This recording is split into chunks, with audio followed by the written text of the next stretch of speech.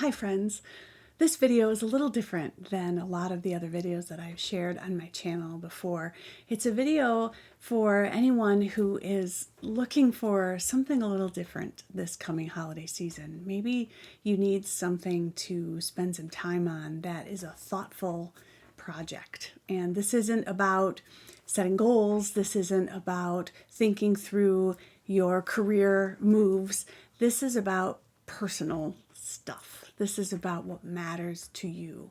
And for anybody listening who is an avid reader, this is right up your alley. So many years ago, I had the distinct privilege of meeting a wonderful writer named Will Schwalbe. He wrote the book, The End of Your Life Book Club, which was moving for me to read. And immediately I learned after finishing the book that he had just come out with another book called Books for Living. And this was all about the life lessons he has gained from the various books he's read over the course of his entire life. And I took this, not only did I read it and I loved it, but I took this as a bit of a challenge, if you will, to start thinking about what books I would put in my books for living if I were to write something similar. Well, you have to start with just thinking about what you've read, right? And that can be daunting, right? So this is the project. If you find yourself with some time over the holiday season, or perhaps you need a project to get through the winter. I'm in Northeast Wisconsin, and I sometimes need to think ahead of what I'm going to work on in those dreary months where I can't spend time outside or in my garden. This is a great project for that time. So start with what books have been important to you. And don't judge yourself in this, because sometimes the books that you think of are books that you read as a child. Maybe a book that was read to you even, and there's nothing wrong with that because it was important to you for some reason. Did your grandfather read it to you?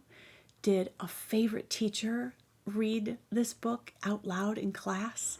I bet some classmates of mine who watch this might remember Where the Red Fern Grows, because that was amazing. And it was read to us in 6th grade by Mr. Stenman, who was a sweet man. But whatever the book you choose, write it down. That's all. That's as simple as it is, right? Write the title of the book down. If you want to take a step further, maybe buy yourself a copy of that book if you don't already own it.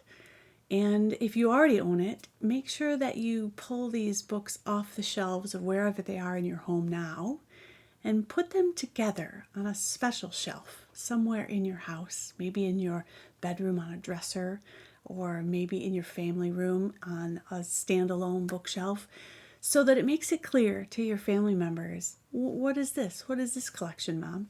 And it'll start a conversation, I guarantee it. If you want to take it even a step further, get yourself some 3x5 cards, those little index cards, and write a sentence or two about why the book was important to you, maybe why it matters, how it impacted your life. Just a couple sentences. That's enough to get started. Date that card and then stick it in the front cover of the book and let it be. And let it simmer and let yourself be with that thought. If you are comfortable sharing it with others, feel free, but that's really not required in the project if there's requirements in this. This is really an idea for you to carry on your stories, and because a lot of times I think we forget how much books shape our lives, and they help us think, and they help us process, and they help us be ourselves.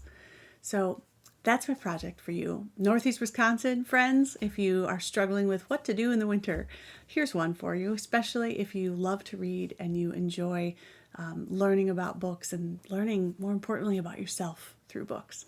So I hope you enjoyed this video. Feel free to share with others, subscribe to my channel, and I look forward to sharing some ideas in the future. Have a happy holiday.